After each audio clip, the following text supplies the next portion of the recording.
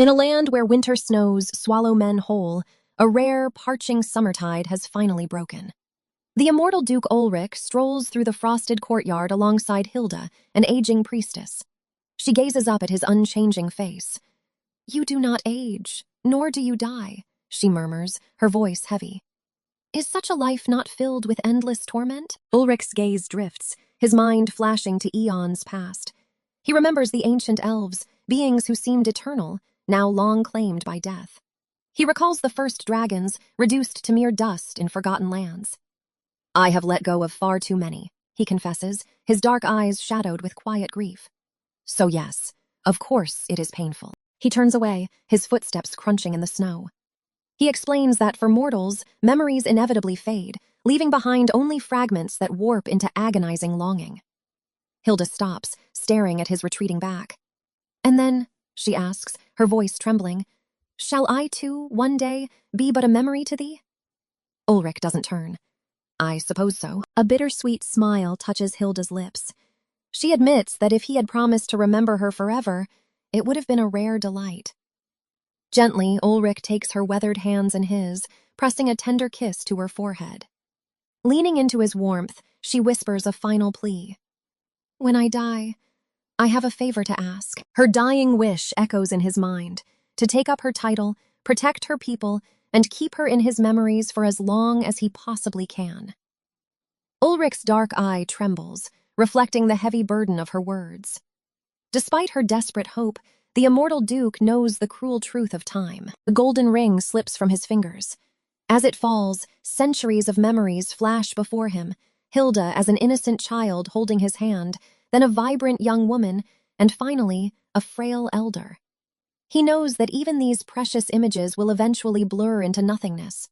Yet despite the fading past, his endless life must march on. The golden ring rests silently on the cold stone of Hilda's grave.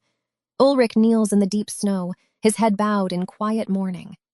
A loyal servant approaches from behind, gently urging his sire to return inside before the chill sets in. Ulrich slowly rises.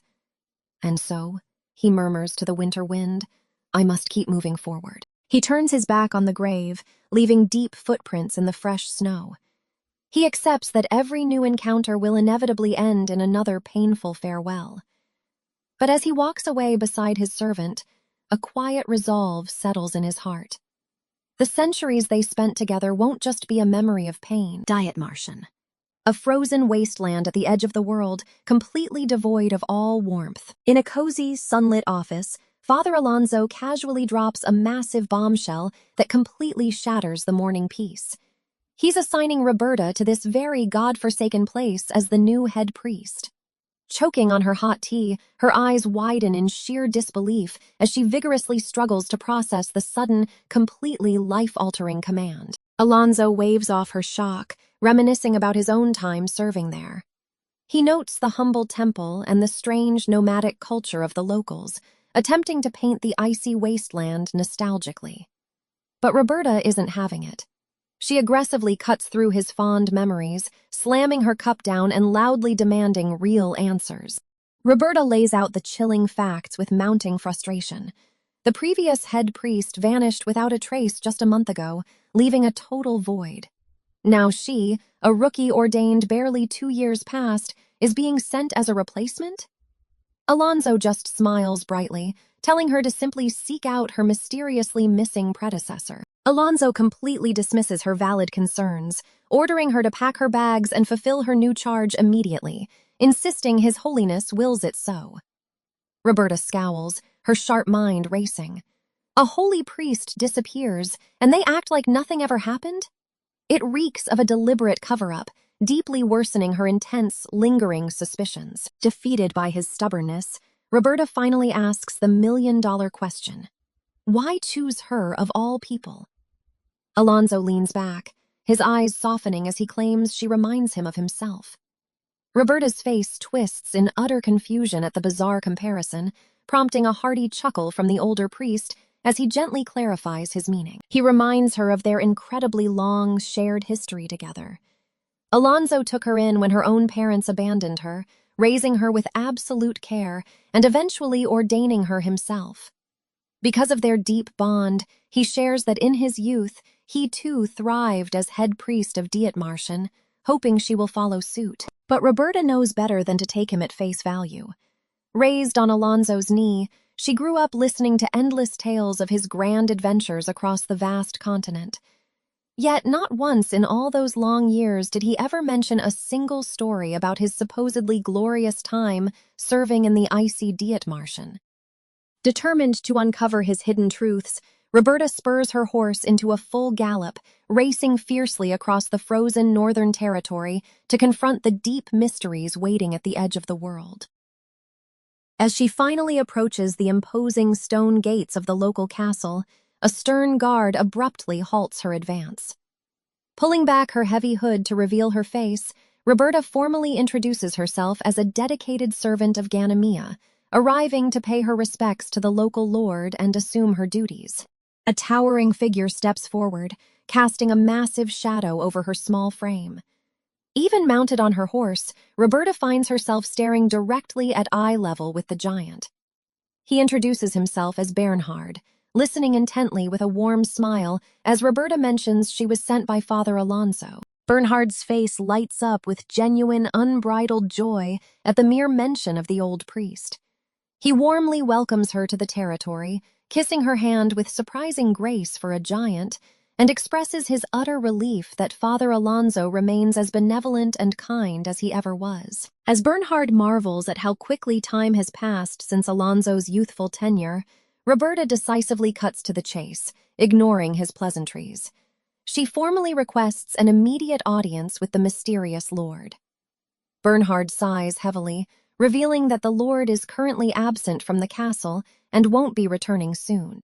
Roberta's mind races, piecing together the absurd rumors she heard on the road. Ancient records explicitly claim this mysterious lord succeeded someone named Hilda, and has somehow held his ruling position for an impossible 300 years without aging a single day. The math simply doesn't add up for any human. Some locals whisper he's a half-elf, but even that wouldn't fully explain his lingering, impossible youth. Breaking her train of thought, she firmly asks Bernhard where the Lord went today. The giant casually mentions that the Lord is nearby, personally performing a highly sacred infant sacrament for a local newborn. Roberta's jaw drops in pure, unadulterated horror. An unordained man performing a holy rite? She frantically explains that only a true priest can legally conduct the delicate sacrament. To allow a mere lord to attempt such a profoundly sacred duty borders on absolute heresy, risking catastrophic spiritual consequences for everyone. Bernhard's lukewarm reaction only fuels her intense panic. If the complex ritual fails, an evil spirit could claim the innocent child's soul. Furious at their blinding ignorance, she violently whips her horse's reins, demanding to see the Lord. Roberta gallops toward the gathering crowd, bathed in the orange glow of the setting sun. Desperate to halt the blasphemous rite, she leaps from her saddle, her boots hitting the dirt as a baby's cry pierces the air. She spots the infant, perfectly safe and unharmed in the gentle arms of a villager. Confused by this surprisingly successful rite, she frantically scans the murmuring crowd for answers. Grabbing a nearby woman's shoulder in her desperation, she urgently asks where the Lord is currently standing among the gathered people. The woman points straight ahead. Roberta turns and completely freezes in her tracks. There, holding the child, is a figure radiating pure, blinding manna. He gently kisses the infant's forehead, flawlessly executing the divine sacrament before her eyes. Roberta watches in absolute awe as pure manna flows directly into the newborn. He actually performed a divine blessing without a single prayer. Panic grips her as she stares at the stranger. Just who is this mysterious man? Ulrich gently hands the infant back to its mother. Turning to the frantic priest, he dryly notes that Bern must have let his secret slip. Roberta freezes, her mind reeling at the impossible reality of a man who has lived for 3 centuries. Trembling, Roberta finally asks the question burning in her mind. Bathed in the golden light of the setting sun, he looks down at her and confirms the terrifying rumor. He is Ulrich I, the immortal lord of Dietmarschen. Bathed in the setting sun's warm glow, the mysterious man finally introduces himself as Ulrich, Lord of Dietmarschen. Roberta's mind races as she intensely studies his imposing figure. He stands boldly in broad daylight, completely ruling out a vampire, and is far too tall to be a dwarf. What exactly is she facing? She can hardly believe her eyes. It should be absolutely impossible for a man of his reputed age to look so remarkably youthful. Unfazed by her blatant shock, Ulrich notes her swift arrival and gently beckons her out of the biting cold, offering to continue their tense conversation inside over warm tea. Inside the cozy, firelit tent, Ulrich casually pours a dark, steaming brew. Without missing a beat, he asks if the strong scent is agreeable to her, addressing her directly by name. Roberta freezes, her eyes widening in sheer panic. How could this isolated backwater lord possibly know exactly who she is? Ulrich smoothly reveals that he regularly corresponds with Father Alonso, who planned her assignment here from the very beginning. Distracted by the strange aroma, Roberta takes a cautious sip of the local Songhua tea. Instantly, she gags. It tastes absolutely nothing like the delicate, fragrant brew she knows from the capital. Ulrich explains that this region is heavily warped by the nearby demon realm, twisting even mundane plants into bitter, unrecognizable forms. Reminded that she isn't in a position to be a picky eater, Roberta forces the vile liquid down. Changing the subject, she admits her surprise. The climate feels remarkably mild. The Lord notes that the region's temperatures have been steadily rising, signaling the end of the Little Ice Age. When Roberta questions the unfamiliar term, Ulrich casually lectures her on how human history divides its grand eras by the historic rise and catastrophic fall of the world's greatest empires. Holding up two fingers, Ulrich calmly states that they currently live in the Third Era, following the collapse of two massive empires. He casually mentions that he and the elves coined the term Little Ice Age to differentiate it from the true ancient freeze. Roberta's confusion only deepens at his impossible timeline. Roberta's mind spins completely out of control. The Second Empire fell over 1,400 years ago, yet this man speaks of it as if he walked through those very ruins. Staring into her dark reflection in the teacup, a chilling question gnaws at her. Just who is sitting across from her? Desperate for clarity, she demands to know what Father Alonso told him. Ulrich softly admits he was told nothing at all. As Roberta silently wrestles with the terrifying rumor that he's a 300-year-old half-elf, Ulrich suddenly steps into the light, staring her down to clarify one absolute truth. He is purely human. Roberta scoffs, finding it absolutely impossible to believe a pure human could age this slowly. Setting his cup down with a sharp clack, Ulrich refuses to force her to believe him. Instead, he offers a cryptic piece of advice. Observe this frozen land closely, and all her answers will reveal themselves. The heavy, suffocating tension breaks as the yurt door creaks open, revealing two bundled-up children peeking inside. Noticing the interruption, Ulrich gently cuts their intense discussions short. He steps toward the exit, announcing that he will handle today's ceremonies, leaving Roberta to officially take the reins from tomorrow onward. With a final, lingering glance, the immortal lord welcomes her to Dietmarschen. Outside, the villagers gather warmly around a crackling brazier, completely oblivious to her mounting dread as humanity's arrogant dream of immortality stands right before her. But fate denies that dream. Ulrich gently touches a newborn's head, performing a sacrament celebrating their survival. Watching from the shadows, Roberta is utterly bewildered by the messy etiquette, which completely lacks the capital's rigid, holy traditions. An elderly villager suddenly interrupts her thoughts, offering a warm cup of wine to chase away the biting wind. Expecting another vile concoction like the mutant tea, Roberta takes a hesitant sip, only to gasp in sheer delight. The old man smiles warmly, revealing the vintage has been aged 60 years. The elder's eyes grow distant. Decades ago, a terrifying monster ambushed his family's winter hunt. With the adults grievously wounded, the young boy miraculously dragged them onto a sled and fled through the unforgiving snow to survive. Impressed by his incredible bravery, Lord Ulrich bestowed the rare wine upon the boy. But realizing he wanted to savor such a meaningful gift at the very end of his life, the child entrusted the bottle back into the immortal Lord's eternal care. Now, 60 years later, Ulrich has finally returned it. The elder looks at Roberta with knowing eyes, completely understanding her suspicions. He gently urges the priestess to look past her prejudice, for their Lord has quietly watched over their entire lives from their very first breath.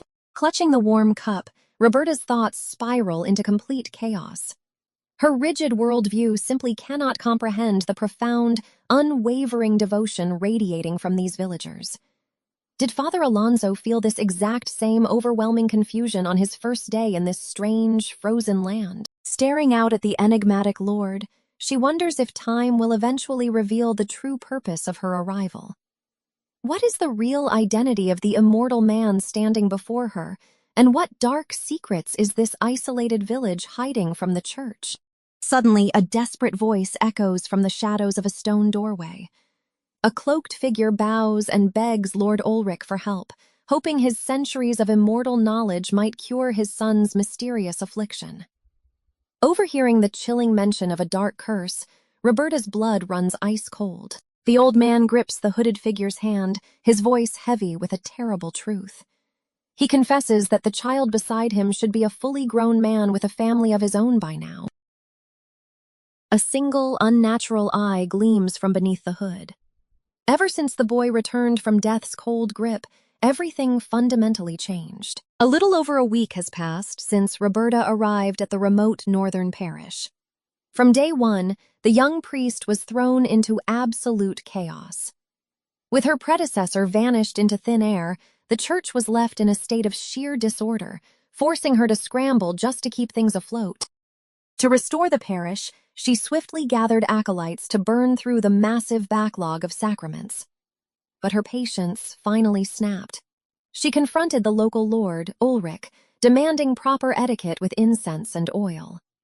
Instead of compliance, the immortal lord simply stared back with a deadpan expression, asking why it mattered. Baffled by his sheer ignorance, Roberta passionately cited scripture. She reminded him of Lord Histio, the adopted mortal son of the goddess Ganymede. She recounted the legend of how he dwelled among the heavens, his divine grace a cornerstone of their faith.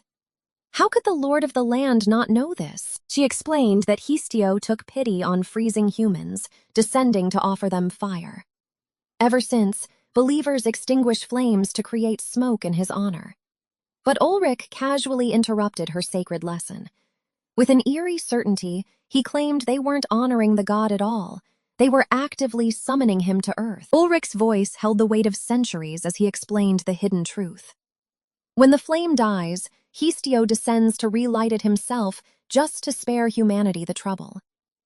Roberta's eyes narrowed at his uncanny, almost intimate knowledge of the divine. She sarcastically asked if he had met the god himself. Waving off her suspicion, Ulrich casually stated that the gods never actually cared for such tedious etiquette. It was all born from human misconception. When Roberta irritably reminded him she was a priest, he dropped a massive bombshell. He had told her missing predecessor, Father Alonso, the exact same thing years ago. A sudden chill ran down Roberta's spine. Father Alonso had never mentioned a single word of this heresy. Ulrich merely sighed, turning his back to the grand altar. He muttered that in the land of the blind, the one-eyed man is king, leaving Roberta to grapple with this disturbing new reality. Back at her desk, Roberta nearly snapped her quill in half out of sheer frustration. She wasn't overly devout, but even she respected the sacred rituals. It was a miracle no one had reported him. Yet every time she investigated the Lord, she hit an impenetrable wall of terrifying, fanatical devotion. The townsfolk practically worshipped the ground Ulrich walked on. They eagerly spun wild legends of him felling massive giants and visiting the nests of sleeping dragons. Surrounded by a parish that treated their immortal Lord like a living deity, Roberta couldn't help but feel like the only sane person left alive. The chapter opens, "To live as an immortal."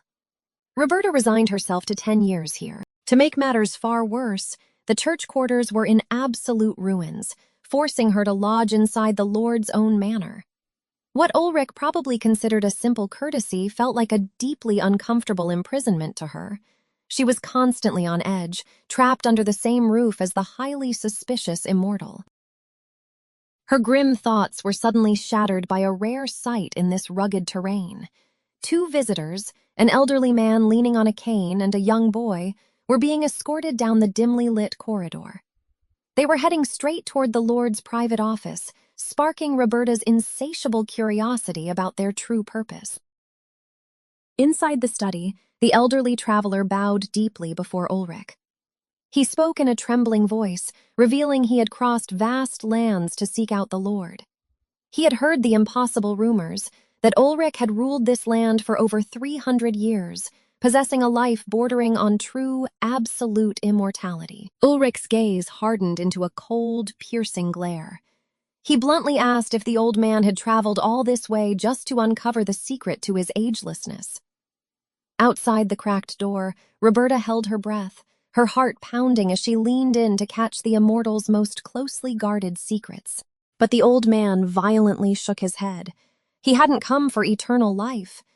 Traveling from the distant kingdom of Araric, he gently pushed the young boy forward. With tears streaming down his face, he begged Ulrich for knowledge, hoping the immortal might know something about his son's deeply horrifying curse. Ulrich knelt, his eyes locked onto the boy's hollow, lifeless stare. When asked for his age, Rashid confessed a chilling truth. Though he was 67, he had fathered the boy at 21. By all rights, the child standing before them should be a fully grown man with children of his own. The room grew deathly quiet as Rashid revealed the nightmare. Everything changed the day the boy returned from the dead. Outside, Roberta clamped a hand over her mouth in sheer terror. A child who had resurrected. The very concept completely defied the natural order her entire sacred faith was built upon. Rashid's voice broke as he recounted the tragedy. His son had drowned in a shallow stream. They buried him in the cold earth. But days later, blood-curdling screams suddenly echoed from beneath the soil, tearing through the graveyard. They tore open the coffin, finding the boy sobbing in the dark. But his eyes glowed with an unnatural light. From that cursed day, his body completely refused to age, and his mind regressed to a mere infant's. Rashid wept, claiming his son was cursed for insulting the gods. But Ulrich's expression instantly darkened. Grabbing the boy by the head, the immortal's voice dropped to a lethal whisper. He commanded the old man to stop lying, noting that the distant kingdom was a convenient excuse for much darker truths. Ulrich leans in, his gaze piercing the trembling elder. He dismisses the man's excuses, pointing out that true curses can be cured by priests or mages. Since this affliction resisted all magic, it's no curse at all. "Tell the truth," Ulrich demands, his voice cold enough to freeze bone. Watching from the shadows, Roberta listens closely as Ulrich towers over the terrified elder. He demands to know exactly what the old man did to the child. The elder's face contorts in sheer panic, memory dragging him back 30 long years to a day of absolute slaughter. Decades ago, the roar of war tore through the desert as mercenaries breached a fortress. Amidst the slaughter, a mounted commander spots a bloodied soldier named Rashid, calling him over with urgent new orders. The commander barks out their true objective. Forget the loot, they need to capture a specific old man alive.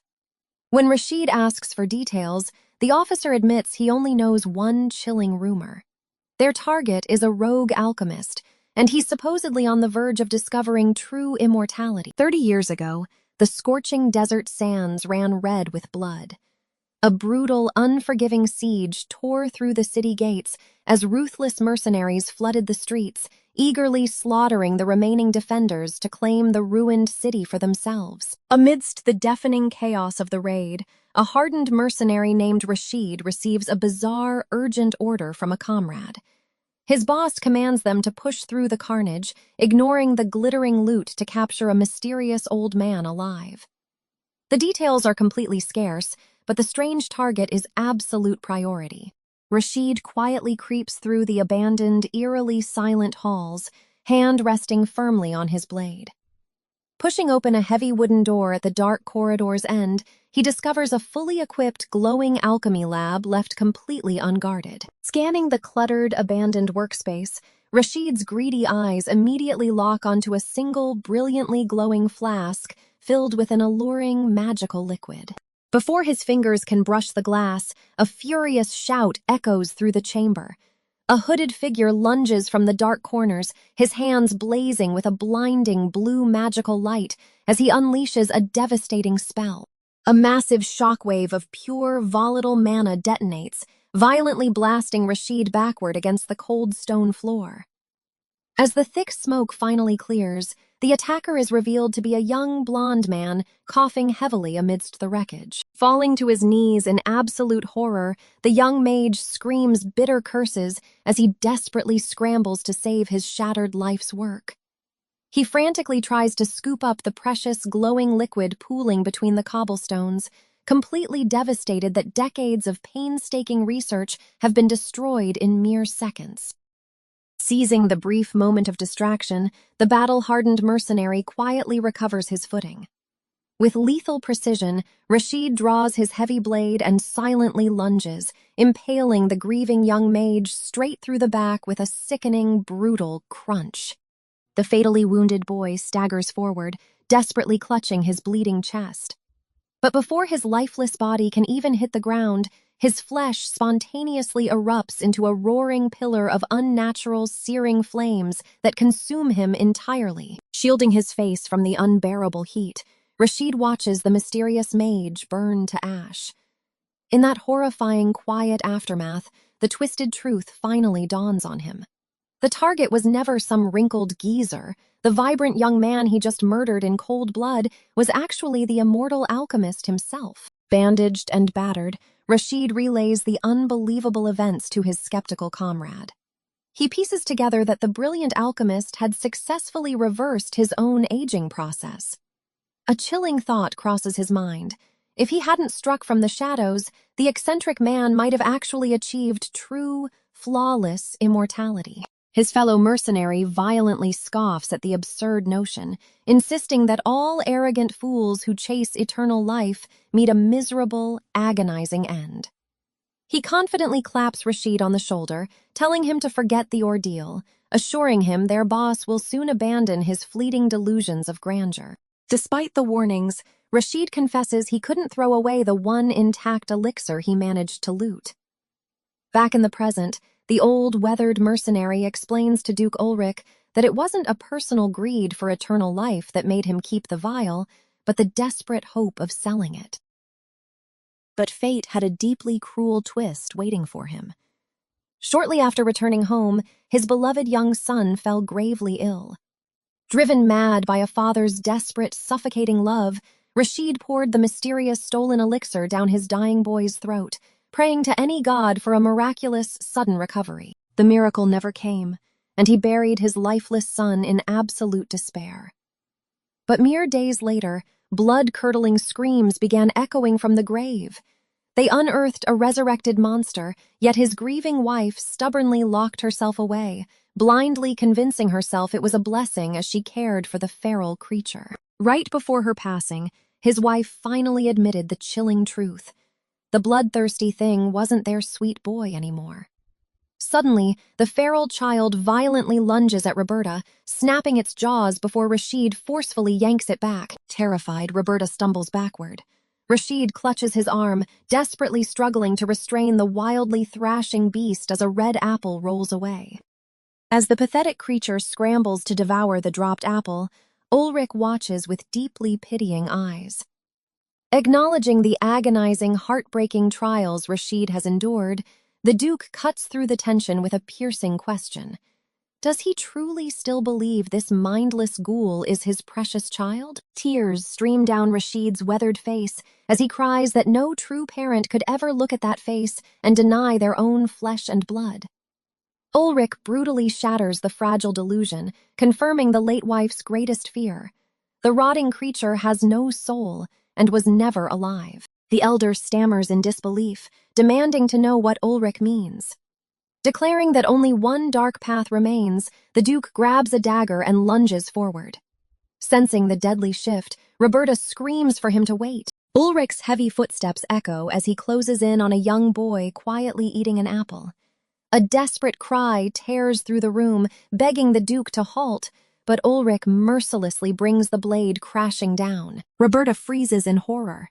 Before the lethal strike can land, the frail elder throws himself into the line of fire. Crimson splatters the stone as he desperately grips the sharp steel with his bleeding hands. Roberta bursts into the dimly lit room, her eyes going wide with pure, unadulterated terror. She watches helplessly as a cloaked assassin ruthlessly buries a jagged dagger deep into Ulrich's back. Blood splatters across the cold stone floor, leaving the priestess completely paralyzed by the sudden, shocking betrayal unfolding before her very eyes. The attacker violently twists the jagged blade, praying for a fatal strike, but Ulrich doesn't even flinch. Dark blood heavily spills from the Duke's lips as he glances back over his shoulder. He calmly notes to the terrified assassin that he expected nothing less from a treacherous, cowardly soldier of Araric. Ulrich barely reacts to the second hidden blade pressed firmly against his bleeding flesh. Sweating profusely, the assassin trembles violently and stammers out a desperate, pathetic apology. Realizing the sheer magnitude of the danger, Roberta completely abandons all caution, sprinting desperately across the stone floor to intervene before the madness escalates. The assassin's eyes widen in absolute, paralyzing terror as he spots the rushing priestess. Realizing Roberta might have overheard their treasonous plot, sheer paranoia fully consumes him. Cursing his wretched luck, he angrily declares there can be no witnesses, raising his blood-stained blade high to strike her down where she stands. Roberta doesn't even flinch at the descending steel. She draws her own dagger in a blinding flash, expertly parrying the lethal strike. Sparks violently fly as their weapons clash, sending a massive shockwave rippling through the dark corridor. In that split second, she realizes this assassin is a highly trained, utterly ruthless killer. The intense struggle is violently cut short as the feral boy lunges, sinking his teeth ruthlessly into the assassin's exposed arm. With the attacker entirely distracted by the agonizing bite, Roberta immediately drops to her knees beside the heavily bleeding Duke, utterly terrified she might be far too late to save him. Before Roberta can even summon her divine healing magic, the situation spirals entirely out of control. The boy emits a blood-curdling shriek and wildly turns his aggression on her. Forced to instantly raise her weapon in self-defense, the priestess realizes with horrifying clarity that this feral child is entirely beyond any human salvation. Ulrich's calm, commanding voice slices sharply through the sheer chaos of the bloody room. He coldly informs the bleeding assassin that the creature standing before them is not his son. Meanwhile, Roberta barely dodges the feral child's relentless, animalistic assault, completely bewildered by the Duke's absolute certainty regarding its true nature. The creature lunges forward again, its jaws snapping shut to reveal rows of razor-sharp fangs. As Roberta strategically retreats into the shadows, the assassin collapses to his knees in total despair. Watching his supposed child transform into a bloodthirsty beast completely shatters his mind, leaving him sobbing in utter disbelief. Without a single hint of hesitation, Ulrich steps forward and effortlessly hoists the snarling creature by its fragile throat. Bleeding heavily from his mortal wound, he locks intense eyes with Roberta, sternly ordering the priestess not to falter against what is merely an empty, soulless husk masquerading as a human child. Ulrich mercilessly hurls the thrashing monster onto the cold stone floor, his own wounds still weeping dark blood. Seeing her opening, Roberta doesn't waste another second. She kicks off the ground, launching herself directly at the fallen abomination, her mind entirely focused on ending this unholy nightmare once and for all. Calling upon divine power, Roberta chants a sacred, ancient, holy incantation. Her blade erupts in a blinding, ethereal light as she brings it crashing down. She unleashes a righteous, devastating strike meant to violently purge the monstrous creature from this world, praying the holy light will be enough to vanquish the darkness. The severed limb violently hits the floor, but instead of normal bone and muscle, a writhing mass of crimson vines spills out. Roberta reels back in sheer disgust, her eyes widening as she finally realizes these grotesque, pulsing roots are what truly animate the child's hollow body, confirming the Duke's dark warning. Fierce, righteous anger ignites in Roberta's eyes. She demands the grieving assassin look closely at the writhing, bloody roots spilling across the floor. She forces him to witness the agonizing truth that this monstrous imitation was never the innocent son he sacrificed absolutely everything to protect, but a vile, deceptive parasite. A thick pool of dark blood slowly spreads across the stone, creeping toward Ulrich. Roberta meticulously analyzes the severed stump, noting that not a single drop of blood has spilled from the writhing vines. Realizing the creature feels absolutely no pain, she begins calculating a swift, fatal blow, only to freeze in pure, paralyzing shock when the husked boy suddenly rises back to its feet. Before the monster can take a single step, Ulrich looms like a dark shadow behind it. Gripping the creature's head with a blood-soaked hand, the immortal Duke effortlessly snaps its neck with a sickening, definitive crunch. The lifeless husk crumbles heavily to the floor, finally defeated. Roberta falls to her knees, staring up at the blood-soaked Duke in absolute disbelief.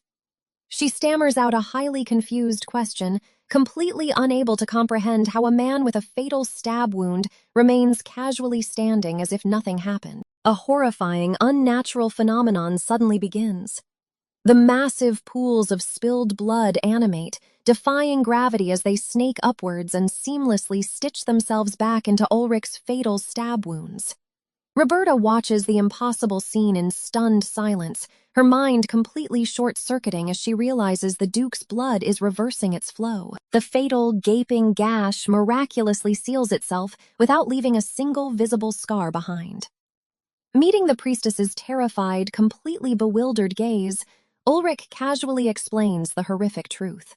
He reveals that this very terrifying miracle is the exact reason he has walked the earth for over 300 years, immortal and unbroken. Roberta watches in absolute horror as the immortal lord is fatally wounded right before her eyes. His neck is torn wide open and his stomach brutally pierced by the frantic alchemist, yet he stands before her, completely unfazed. Ulrich's flesh knits itself back together instantly, leaving no scar behind. Not even the strongest healing magic works like this. Roberta is utterly speechless, watching the old alchemist cower before the immortal man who simply refuses to die. The old alchemist trembles uncontrollably, clutching the severed remains of the monstrous creature he foolishly called his child.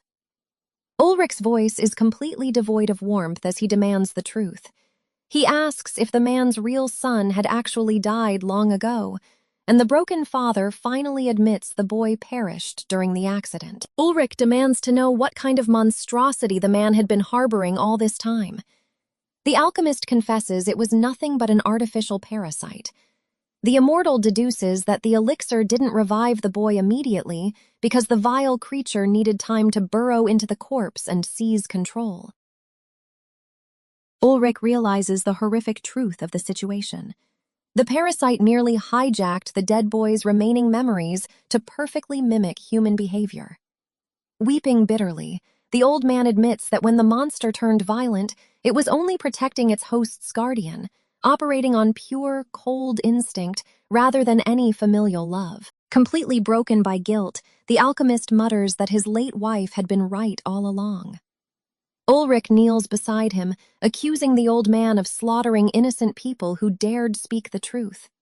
He drew his blade time and time again, all to protect a mindless monster wearing his dead son's skin. Ulrich doesn't hold back, damning the alchemist for arrogantly defying the natural order. He coldly states that the man sacrificed countless innocent lives just to undo a single tragic mistake. Tears stream down the old man's face as he chokes out his pathetic excuse. He simply couldn't bear the agony of losing his boy twice. Crushed by the overwhelming weight of his sins, the old man finally accepts that the creature was never his child. Desperate for a single shred of comfort, the grieving father looks up with tear-filled eyes, pleading to know if his boy's soul managed to find peace in the afterlife after all this suffering. Warm sunlight spills into the bloody room as Ulrich gently lifts the broken man's face to meet his gaze. The immortal's words are absolute. He states bluntly that there is no afterlife, only this harsh world. Because of that, he promises the weeping father that his son felt absolutely no suffering whatsoever. Ulrich turns away as the old alchemist is dragged off by the castle guards without resistance. He will soon face a harsh trial, a final bloody reckoning for the countless innocent lives he slaughtered in his madness. The morning sun rises over the quiet castle of Dietmarschen, completely undisturbed by the bloodshed. The townsfolk barely react to the news of the Lord's sudden assassination attempt. Roberta listens in absolute disbelief as the maids casually brush off the horrific event as if it were just another mundane, everyday rumor. After ensuring her allies survived the bloodbath, Roberta walks through the peaceful courtyard, realizing that living under an immortal lord makes any anomaly seem perfectly normal. She enters the study to find Ulrich, who casually notes that she must have countless burning questions in her mind after witnessing his true, terrifying nature. Flustered, Roberta tries to deny it, but Ulrich easily reads her expression, inviting her to ask how he survived a fatal wound. To his absolute surprise, she declines.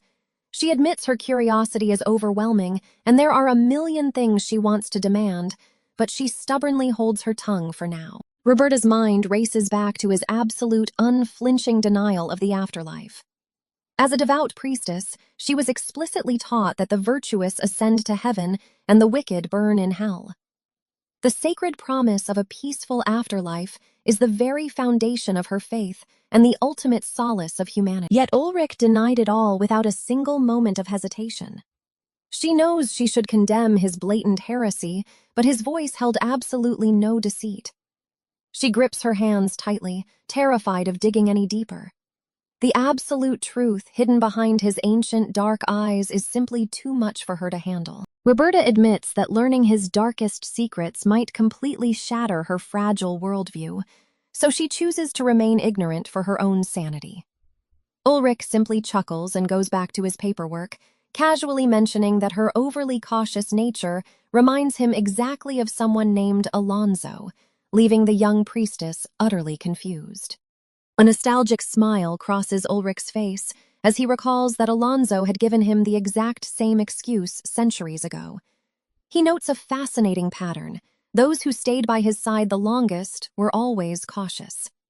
He mentions that even Hilda waited until her dying breath to ask, revealing she was the previous lord. Ulrich gazes at his golden ring, deeply amused by the fragile, fleeting nature of humans. He states that because of her careful nature, she will survive in this frozen land for a long time. Staring at his youthful face, Roberta finally sees the crushing weight of centuries resting upon his shoulders. Time passes quietly, and the harsh winter slowly begins to thaw into a warm spring. But peace is fleeting. Without warning, the immortal lord closes his eyes and falls into a deep, endless slumber, leaving Dietmarschen masterless. Ulrich's eyes flutter open, finally roused from a long, incredibly heavy slumber. Beside his bed, a young tribal girl clutching a bouquet of wildflowers gasps in pure, wide-eyed shock as the supposedly lifeless man suddenly stirs before her. The terrified girl drops her fragile bouquet and scrambles away in a sheer panic, crying out for her father. Left completely alone in the quiet, sunlit gur of the Bard tribe, Ulrich gently picks up a dropped blossom, calmly realizing that a harsh, bitter winter has completely passed him by while he slept. Hearing the sudden commotion, a familiar, heavily bearded man rushes into the tent, grasping Ulrich's shoulder with immense, palpable relief. It's Kurt, the seasoned leader of the tribe, bowing his head in deep reverence as he formally welcomes his immortal lord back to the waking world after such a terrifyingly sudden and unexplained collapse. Unfazed by the dramatic reaction, Ulrich rubs his stiff neck and casually notes the pleasant arrival of spring, acting as if he hadn't just been completely comatose. Kurt quickly pours him a warm, soothing drink, gently informing the immortal lord that he's been completely dead to the world for a little over a month. Kurt recounts how Ulrich suddenly collapsed into a death-like sleep during a winter hunt. Before Ulrich can brush it off, Roberta angrily interjects. She fiercely reminds the two men that back when she served as a lowly page, Ulrich once fell into a terrifying, unshakable slumber that lasted for over an entire year. Roberta snaps, loudly demanding how on earth she was supposed to stay calm with him lying there like a fresh cadaver. Ulrich simply takes a slow, unbothered sip of his drink, casually explaining that whenever a profound, suffocating wave of boredom washes over him, his immortal body simply decides to fall into hibernation. Rubbing her temples in sheer, exhausting frustration, Roberta finally gives up trying to understand his bizarre, infuriating, immortal logic. As Kurt respectfully excuses himself from the tent, Ulrich calmly asks for a status report, and she reluctantly admits that his highly capable subordinate, Bernhard, managed the territory flawlessly in his complete absence. Brushing off the glowing praises for his loyal knight, Ulrich turns his piercing, ancient gaze to Roberta, asking how she fared restoring her dilapidated parish. She quickly averts her eyes, stubbornly insisting that despite the brutal, overwhelming hurdles of her new post, she fulfilled her holy duties perfectly without needing his intervention. Sensing her lingering hesitation, Ulrich shrewdly deduces she came seeking him out for a completely different reason entirely.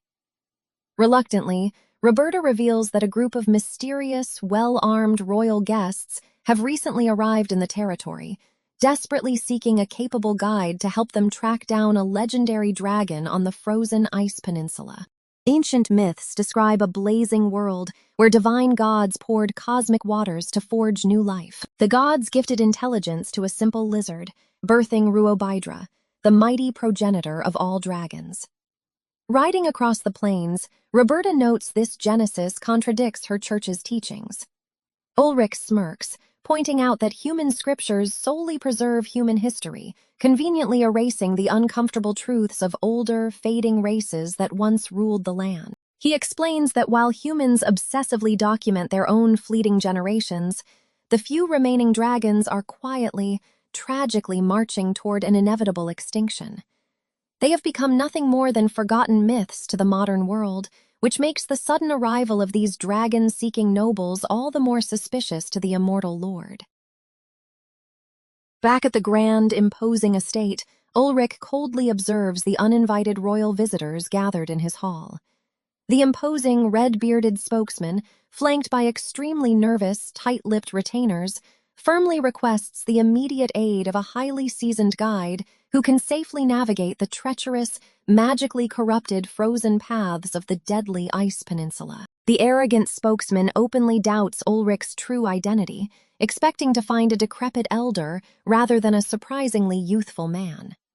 Instantly, Roberta steps forward and flashes her aggressively glowing divine stigma, sternly invoking her sacred authority as a high priest to guarantee that this man is indeed the 300-year-old master of Dietmarschen.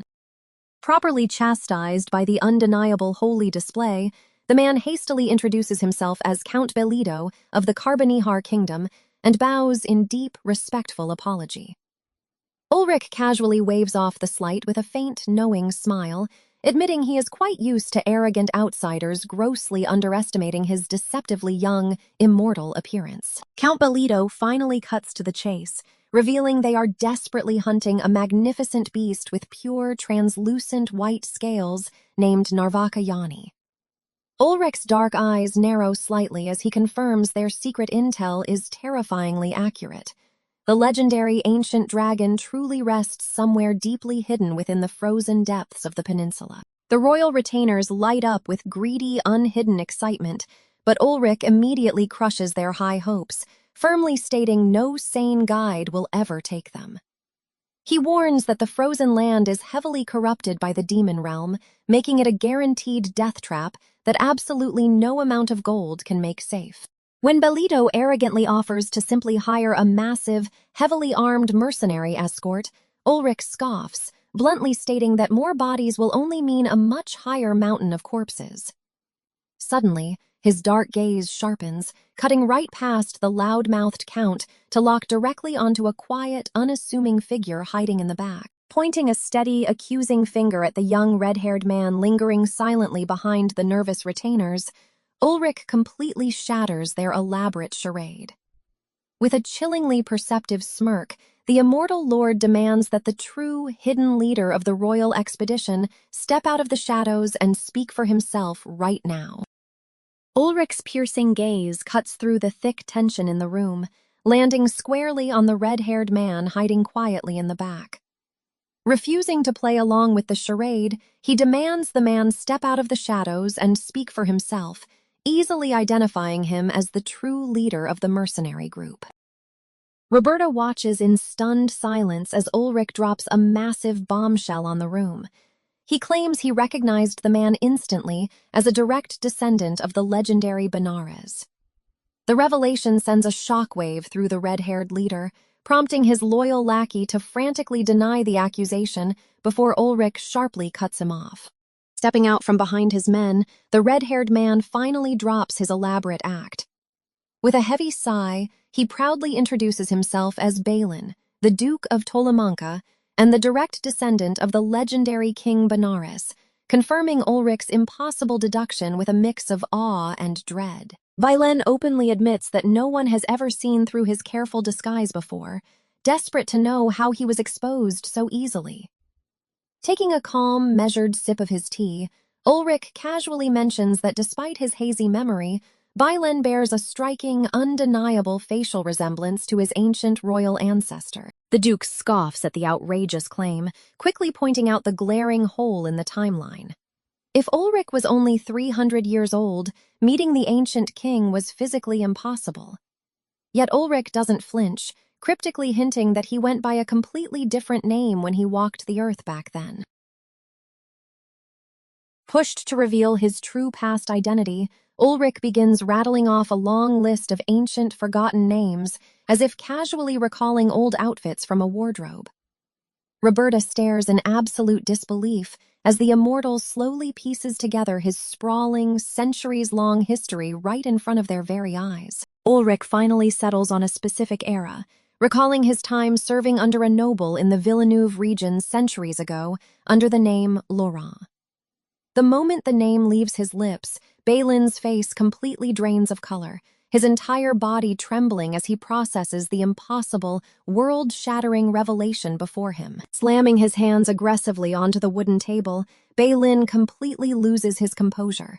He screams that Laurent was supposed to be a myth, a wild fairy tale passed down by his grandfather, King Benares himself. The sudden realization that the immortal's terrifying longevity is entirely real leaves the Duke gasping for air. As Balin recounts his grandfather's prophecy about long-lived beings eventually crossing paths, Roberta connects the terrifying dots in her head. If the Duke is the direct grandson of an ancient king, he must be centuries old himself, making their dangerous journey to this frozen wasteland far more deliberate than a simple expedition. Ulrich pieces the puzzle together with chilling precision, understanding exactly why they risked their lives to come here. Staring down the desperate Duke, he asks the one question that hangs heavy in the frozen air: whether the blood of the legendary dragon Narvakayani is currently coursing through his cursed veins. The heavy tension in the room breaks as a young assistant struggles through the doors, dropping a massive ancient tome onto the table. Ulrich casually slides on his glasses, preparing to dig into the dangerous secrets hidden inside. Thumbing through the worn, yellowed pages, Ulrich reveals that the massive book is his own personal bestiary, chronicling centuries of deadly monster encounters. He begins warning the Duke about the horrors lurking in the Ice Peninsula, starting with a deceptively simple plant that traps its prey in endless, agonizing hallucinations. Ulrich's grotesque descriptions of the monsters leave Roberta and Balin pale with absolute horror. The frozen wasteland truly earns its demonic reputation. Ulrich warns that twisted mana has mutated the land, making a journey to the dragon's lair a sheer suicide mission without a guide. But Balin's eyes darken with sorrow as he confesses the true curse of his dragon blood, an unnaturally long life filled with endless isolation and unbearable grief. The Duke admits that his hybrid nature renders him completely sterile, severing any hope of a future. With his mother long dead and his remaining clan treating him like a complete stranger, his centuries of existence have become nothing more than a hollow, lonely march toward an eventual, quiet oblivion. Ulrich tries to argue that a legacy isn't strictly tied to blood, but Baleen bitterly rejects the empty comfort. As a fragile half-human, he lacks the immortal's absolute strength, leaving him desperately clinging to the only tangible connection he has left in this world before he fades away into nothingness. Driven by a crushing sense of loneliness, Balin confesses his ultimate goal. He just wants to meet his monstrous father and share a single conversation. Ulrich's eyes narrow sharply, searching the desperate Duke's face for any hint of deception before finally accepting his quiet, unwavering resolve to face the dragon. Swallowing his immense pride, the Duke of Tolamanca collapses to his knees. He begs the ancient immortal to guide him through the frozen hellscape, praying for the exact same mercy Ulrich once showed his legendary grandfather centuries ago. Breaking the heavy silence, Ulrich casually asks if Roberta has adjusted to the freezing temperatures yet. Before she can fully process the terrifying implications of his question, the immortal extends a hand to the kneeling Duke, agreeing to lead them straight into the dragon's maw if he truly wants it. Ulrich's voice drops to a lethal whisper as he sets his one unbreakable rule for the dangerous journey ahead. Out on the unforgiving ice peninsula, they must obey his every command without a single moment of hesitation, or the frozen wasteland will quickly become their brutal, eternal grave. Roberta tumbles through the unforgiving blizzard, her eyes wide with desperation. The freezing wind bites at her skin as the sheer force of the storm threatens to swallow her whole in the desolate northern wasteland. The relentless winds of Deep Martian howl like wounded beasts as Duke Ulrich trudges forward. Pushing through the blinding blizzard, the immortal lord marches on without a single sign of fatigue, leaving his fragile mortal companions struggling in his wake. The immortal lord barely breaks a sweat, but as he glances back, his companions are rapidly losing their desperate fight against the freezing gale. Stumbling through the deep snow, Roberta's vision blurs as her remaining strength completely fades. Ulrich's dark silhouette slowly fades into the whiteout as chilling darkness finally claims her. But suddenly, a frantic shout shatters the silence. Roberta snaps awake, her heart hammering wildly as she realizes she is plummeting off the cliff. The icy wind screams past her ears, tearing away her hat. Flailing wildly in the empty air, the terrified priestess stares down into the snowy void, bracing for the brutal, bone-crushing impact of the jagged rocks waiting below. A vice-like grip catches her arm mid-air, hauling her back from the deadly ledge with monstrous ease. The Duke's voice is terrifyingly calm as he commands her to rise slowly, keeping a firm hold on her trembling frame.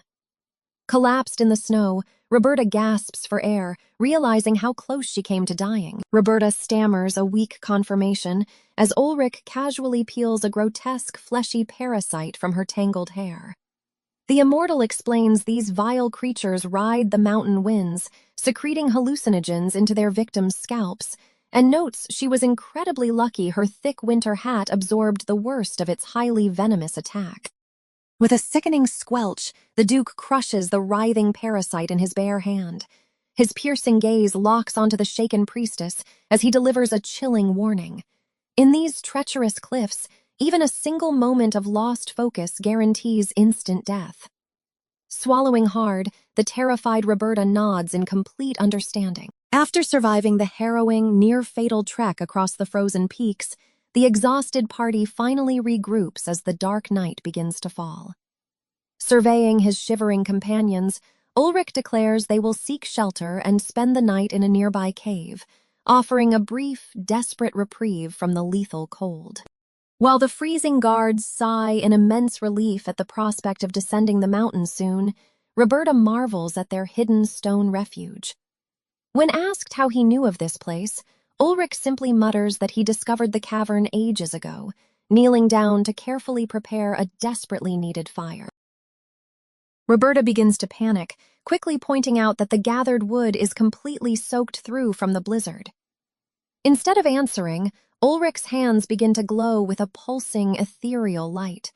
The priestess stares in absolute awe, realizing the immortal is casually wielding raw magic just to dry their firewood. Roberta notes his mana flow is far too refined for someone claiming to only know basic tricks, but the Duke remains frustratingly modest.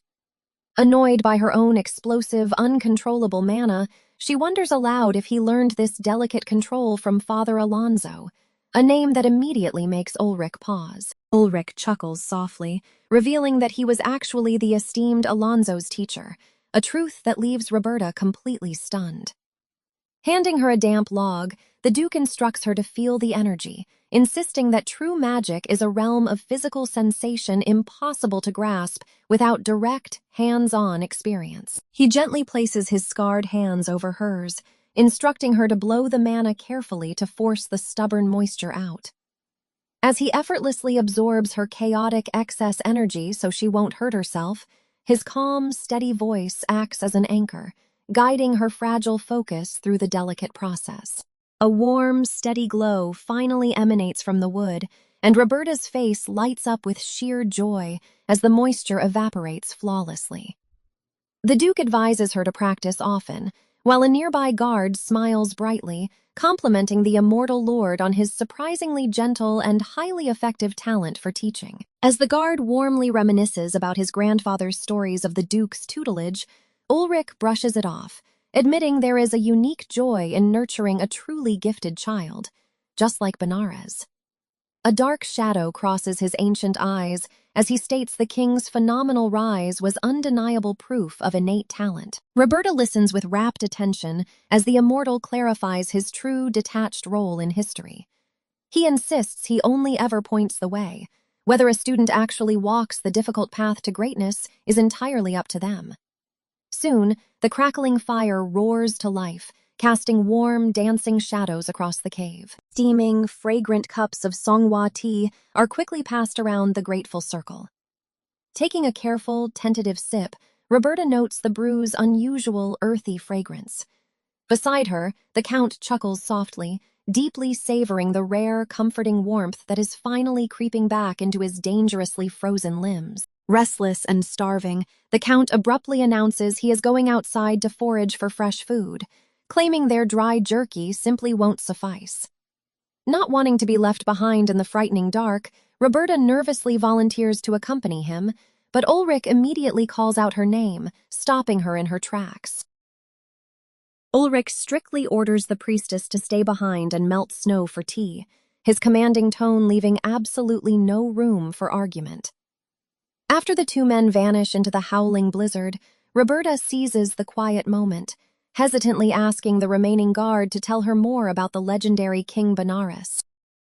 The guard smirks knowingly, realizing she is desperately trying to untangle the mysterious bond between the ancient duke and the historic king. Leaning closer to the dying fire, he begins to recount a legendary forgotten tale from the fallen Carbonahar kingdom, pulling the young priestess deep into Ulrich's hidden past. The legend speaks of 4 mysterious guests who saved great King Benares during his ascension. The tragedy began when he was just a 10-year-old prince. A brutal rebellion claimed his father's life, leaving the boy with nothing but a blood-soaked crown and a target on his back. The rebels came for the young prince, desperate to prevent revenge. Cornered, Benares braced for death. But from the shadows, a royal guest stepped forward, Laurent de Villeneuve, his first savior. When he was just 10 years old, the young prince of Carbonihar witnessed his entire world shatter. His father, the ruling king, was brutally murdered by a sudden uprising of rebels. Hunted by the ruthless usurpers, young Benares huddled in the dark, clutching a bloody blade, waiting for his inevitable end. But salvation arrived in the miraculous form of Laurent de Villeneuve. The mysterious royal guest stepped from the shadows, his blade already stained with traitors' blood. Single-handedly holding off 6 enemy generals for nearly 2 months, he carved a bloody path that allowed the young prince to safely escape. For 8 agonizing years, Benares plotted his return. But the rebels were relentless, invading his sanctuary and overwhelming his forces. Despite fighting back to the bitter end, the great king was ultimately defeated. Stripped of his pride, he was locked in a cage and dragged back to face his execution. Just as all hope seemed completely lost, a second mysterious savior emerged from the shadows. A wandering hunter, staying in the very city where the royal escort halted, recognized the captive prince. Moving silently under the cover of darkness, he prepared to strike back against the guards. Slipping past the heavy guard, the hunter freed Benares into the dead of night. To shake off their relentless pursuers, they plunged deep into a cursed forest, braving a mad witch's domain for freedom. The bizarre pattern continued. When Benares was framed and nearly executed, an unknown priest suddenly appeared with undeniable proof of his innocence. Years later, when an assassin's poison left him in a coma, a wandering alchemist arrived just in time with the perfect antidote to save his life. Surviving 4 impossible trials, King Benares finally brought down the usurpers and reclaimed his rightful throne. He ruled Carbonahar with wisdom until the age of 90. Yet, his mysterious saviors had vanished without taking a single reward. Desperate to repay his immense debt, the king sent proclamations everywhere. But these weren't ordinary wanted posters. They were deeply personal letters of gratitude, meant only for the eyes of his 4 saviors. Sitting by the campfire, Roberta pieces the ancient legend together, her eyes widening in realization. A chilling thought crosses her mind as she stares into the flames. What if, Roberta murmurs, her voice trembling slightly in the cold air. What if those 4 guests were all the exact same person? Belito nods solemnly. He admits he didn't believe it either at first, but Duke Balin is absolutely certain the immortal Lord of Dithmarschen was that sole savior. Roberta asks if he truly trusts the Duke's wild judgment. Belito doesn't hesitate for a second. His loyalty is absolute, not just because the Duke is a direct descendant of the great king, but because every man in their camp owes their very lives to him and his power. Belito swears they will follow the immortal Lord to the bitter end, no matter where his journey leads. But their quiet moment is abruptly shattered as Ulrich and Igor emerge from the icy darkness. The immortal casually slings a massive, blood-soaked sack onto the frozen ground, drawing horrified stares. When pressed about the grisly, bleeding contents of the sack, Ulrich merely smiles and calls it meat, refusing to elaborate further. 2 tense days pass in silence as the group finally leaves the treacherous mountain peaks behind, beginning their slow descent into the unforgiving, snow-swept plains below. Lulled into a false sense of security by the easy path, a vassal strays. The ground violently erupts. A massive, terrifying creature bursts from beneath the snow, its jagged maw snapping shut around the screaming vassal. Ulrich roars in pure fury, drawing his weapon as the beast thrashes. Ulrich lunges forward, screaming for Belito and Igor. But it's too late. With a sickening crunch, the monster's jaws snap shut. Enraged, the immortal tackles the massive beast bare-handed, desperately trying to pry it open. Blood sprays across the snow as Ulrich mercilessly batters the creature's armored hide. He shoves the wounded man toward the others, barking at Roberta to keep him alive while he holds the monstrous threat back. Ordering his men to stay back, Ulrich stands his ground alone. The colossal beast rears up, its terrifying roar echoing through the frozen wasteland, but the immortal lord doesn't even flinch. He prepares for slaughter. The monster brings its massive, spiked appendages crashing down, obliterating the icy ground. Ulrich weaves through the devastating blows with unnatural grace, his cold eyes tracking every frantic movement of the raging beast. Roberta tries to rush forward, but Belito forcefully pulls her back. "You can't go down there!"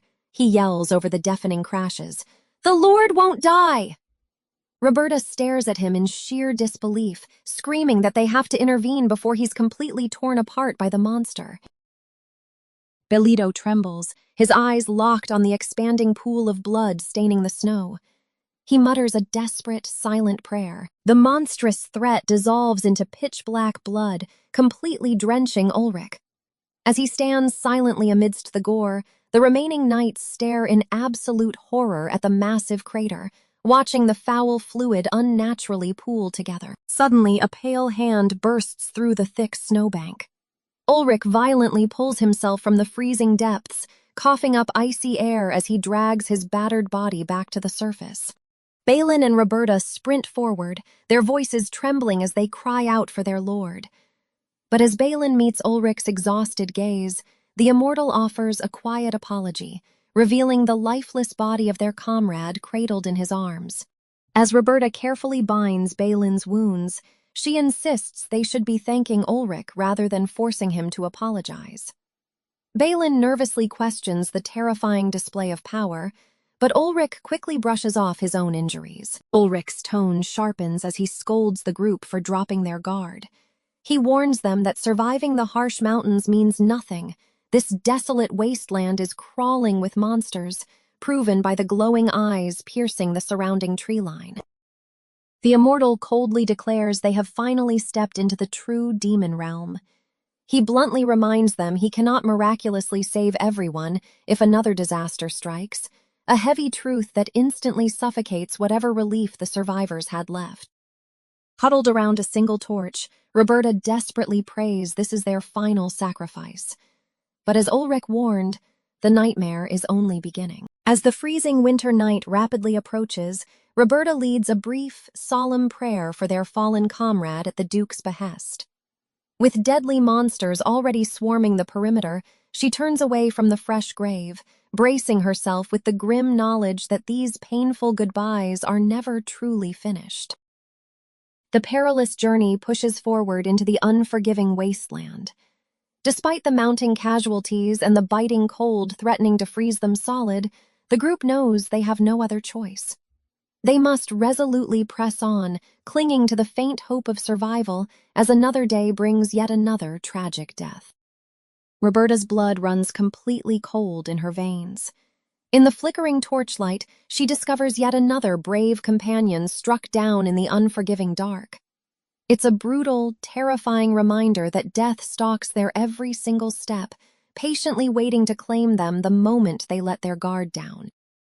3 days later, the silence shatters as a monstrous bird descends, forcing the panicked party to desperately defend themselves. By the next morning, another man loses his leg, leaving the battered survivors spiraling into pure, unadulterated despair as the agonizing 14-day trek pushes them past their absolute breaking point. After 2 grueling weeks of travel, they finally spot their destination. Ulrich confirms that the legendary beast, Narvakayani, has made its lair in the towering mountains ahead. When Roberta dreads climbing the treacherous peaks to hunt it, Ulrich smirks, assuring her with absolute certainty that they won't have to search. Relieved by his confident words, the exhausted group continues their icy trek. But suddenly, Roberta halts dead in her tracks. Her eyes widen in pure disbelief as a massive, towering stone structure emerges from the thick, snowy fog, completely defying everything she knows about this barren, desolate region. An ancient, crumbling stone tower stands entirely out of place in the desolate, icy wasteland.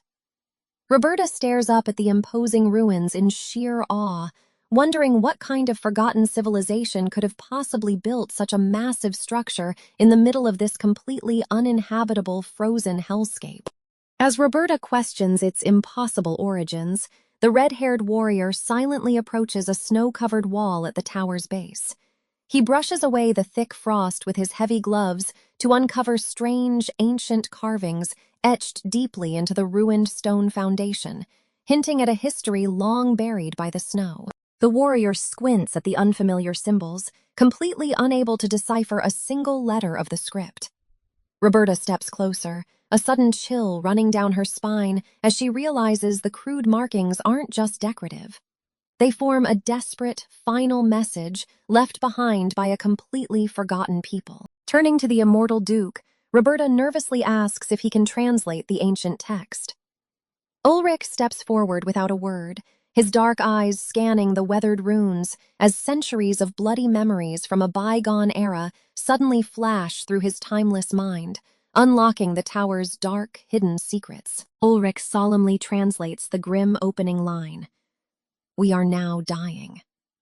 When Roberta eagerly asks if the script belongs to the elves or dwarves from the ancient wars, Ulrich shakes his head, hinting at a much darker, completely forgotten truth about the original inhabitants of the frozen peninsula. He explains that during the violent transition between the Dwarven and Elven eras, a desperate group tried to build their own nation right here. Sadly, these early human pioneers couldn't withstand the harsh elements, freezing to death as their fragile society completely collapsed into the unforgiving snow. Sitting comfortably by the campfire, Ulrich reveals that the elves literally dragged an entire island to the mainland just to crush a dwarven stronghold. Roberta is left utterly speechless by the godlike power that permanently distorted the region's natural mana flow and wiped out countless innocent lives. In an era where magic could literally warp the earth, fragile humans were mercilessly slaughtered in the crossfire of superior races. Yet, Ulrich notes the cruel irony that, despite being the absolute weakest race, humans are the ones who ultimately survived to conquer the land and lead the era. He openly challenges Roberta's faith, asking how such frail creatures rose above the ancient titans. Clutching her coat, she faithfully recites church teachings, firmly stating that humanity's miraculous salvation and eventual ascendance were entirely thanks to the divine intervention and absolute protection of the great Lord Histio. The Holy Scriptures speak of a golden age that eventually shattered. The gods abandoned the heavens, plunging the earthly realm into endless chaos, violence, and despair as they prepared to leave this world behind forever, leaving the mortal races to fend for themselves in the terrifying dark. When the other deities urged Hestio to flee to the stars, he stubbornly refused.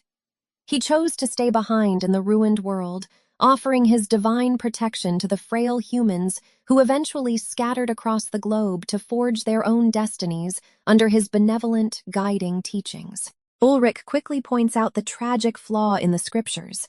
Those early humans met unjust ends, just like the Frozen Tower's builders. Supposedly, an overcome Histio then gathered the few surviving humans together, sheltering them in his grasp to prevent their total extinction from the blood-soaked continent. From that desperate divine union, the First Empire and its very first emperor were born. Ulrich takes a slow sip from his cup, noting that by uniting under absolute power, humans finally grasped a strength greater than any other ancient race, securing their permanent survival in history. Shifting the conversation back to their real mission, Ulrich asks if Roberta remembers Ruobydra, the first dragon. His gaze turns hauntingly serious as he reveals that the dragon walked the exact same path as Histio, turning down a divine offer to leave so he could stay with his kin. Reflecting on the ancient dragons, Balin remarked that the tale mirrored Histio's life, a truth that could shatter the church. Roberta sat quietly, realizing this hidden history contradicted everything her sacred scriptures claimed. Roberta noted the bitter irony that dragons and humans met vastly different fates. When she asked why, Ulrich explained that dragons, unlike fragile humans, possessed an overwhelming pride and refused to rely on a flock. Ulrich's voice grew heavy as he recounted their downfall. He explained that despite their progenitors' desperate efforts to unite them, the dragons' sheer arrogance and refusal to submit ultimately sealed the tragic decline of their race. Ulrich cemented the bitter nature of dragons, warning Balin that meeting the ancient being wouldn't cure his lingering emptiness. Unfazed, Balin confessed there was a very specific reason he had organized this perilous journey. A thunderous tremor violently shook the stone walls. Roberta gasped, scrambling toward the window to find the source of the deafening crash. Peering into the snowy darkness, a colossal silhouette eclipsed the moonlight. Balin quickly pulled Roberta back from the crumbling ledge, his voice dropping to a grim whisper as he identified the towering monstrosity. It was a giant. The giant's glowing, furious eyes locked onto their hiding spot. With a terrifying roar, the massive beast hoisted a crude, jagged pillar of wood, bringing it crashing down toward the fragile stone fortress. The ceilings shattered into deadly shrapnel. Before the debris could crush them, Balin lunged forward, desperately grabbing his liege. A massive spike tore through the air where they had just been standing. Bailen tackled Ulrich and Roberta, sending all three of them tumbling backward into the darkness as the giant's colossal weapon obliterated their sanctuary. Ulrich and Roberta stare into the snowy abyss. Emerging from the wintry shadows is a towering, grotesque giant, its eyes glowing with a feral, mindless hunger as it locks onto the tiny humans. The beast swings a massive wooden club down with crushing force. Ulrich reacts instantly, shielding Roberta as the stone floor shatters around them. Balin's panicked shout echoes through the ruins, desperate to reach his liege. Narrowly evading the devastating blow, Ulrich tumbles across the scattered debris with Roberta safely in his arms. He quickly regains his footing, his expression hardening into cold resolve as he prepares to strike back. Bailen deflects the flying debris with a swift spin of his spear, stepping boldly in front of his lord. He calls back over his shoulder, urgently confirming that the rest of their group has safely weathered the giant's surprise ambush. Ulrich gently pushes Roberta behind cover, stepping toward the towering threat with chilling calm. He explains that while giants are simple-minded, they aren't mindless beasts. They don't just devour humans blindly. A crimson whip slowly uncoils from his confident grip. The brute charges forward, clearly a violent exception to the rule of intelligence. Without a single flinch, Ulrich snaps his arm back, sending the deadly red whip slicing through the frigid air with a sharp crack. The crimson lash wraps tightly around the giant's thick ankle. With a sharp, effortless pull, Ulrich yanks the monster's leg right out from under it, sending the massive creature crashing violently toward the frozen ground. The earth trembles as the behemoth slams face first into the snow. From the sidelines, Balin and Roberta can only watch in stunned silence as their immortal lord handles the titan like a mere nuisance. Ulrich casually approaches the fallen beast, cracking his whip inches from its face to demand its full attention. He asks coldly if the monster remembers him. Trembling under his gaze, the giant stammers out a terrified recognition of the human king. His eyes devoid of mercy, Ulrich delivers a chilling ultimatum to the defeated creature. He commands the trembling giant to scurry back to its master, Uar, and pass on a simple message. The immortal lord is waiting right here. As sunset bleeds over the snowy peaks, Ulrich gently wakes the exhausted, slumbering priestess. Flustered, Roberta shoots up, protesting that another monster could strike at any moment. Ulrich calmly advises her to rest properly, reminding her that they are close to their destination and she must conserve her strength for what lies ahead. Before she can argue further, massive tremors shake the ground. Looming silhouettes emerge from the howling blizzard. Ulrich doesn't reach for his weapon, simply stating with a soft smile that their escorts have finally arrived to guide them. A towering elderly giant halts before the camp, panting heavily from the freezing trek. Roberta gasps in terror as massive hands snatch her lord, but instead of crushing him, the giant pulls Ulrich into a booming, joyful embrace, loudly asking if it's been 10 years. Ulrich casually corrects him, it's been over 12. While Roberta and Balin stand paralyzed by the bizarre reunion, the giant laughs heartily. He notes that despite their isolation, he's heard rumors of Ulrich's recent exploits, boasting that he has his own unique ways of gathering news. The giant squints down at Roberta, bluntly asking if Ulrich found himself a new woman. Flustered and indignant, Roberta bristles, but Ulrich smoothly clarifies she is a priestess raised by Alonso. Her irritation quickly melts into a proud smirk. The old titan marvels that a sneaky man like Alonso actually left a legacy, musing on how fleeting human lives are. Shifting to business, he asks if Ulrich sought him out regarding Narvakayani. Ulrich gives a firm, serious nod. Wary of past disasters, the giant questions their motives. Ulrich simply calls Balin forward. He reveals that the spearman is Narvakayani's descendant, seeking an audience with his father. The giant's massive eyes go wide in pure shock. In disbelief, the giant snatches Balin up by the head, inspecting him closely. He deduces the mother was human, marveling at the sheer impossibility of a dragon-human hybrid. He mutters that such a thing hasn't existed since Ruabedra's death. Ulrich doesn't hesitate. Pulling out a heavy sack he procured from the forest elves, He offers it to the towering demi-human as payment.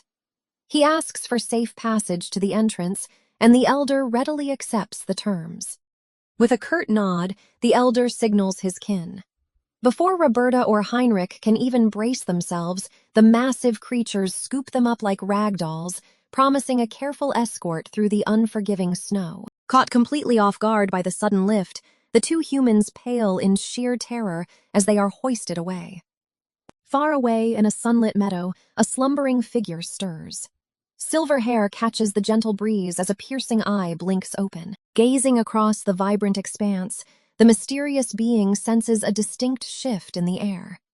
He murmurs quietly to himself, realizing that unfamiliar guests are rapidly approaching his hidden sanctuary. A serene smile touches the ethereal man's lips.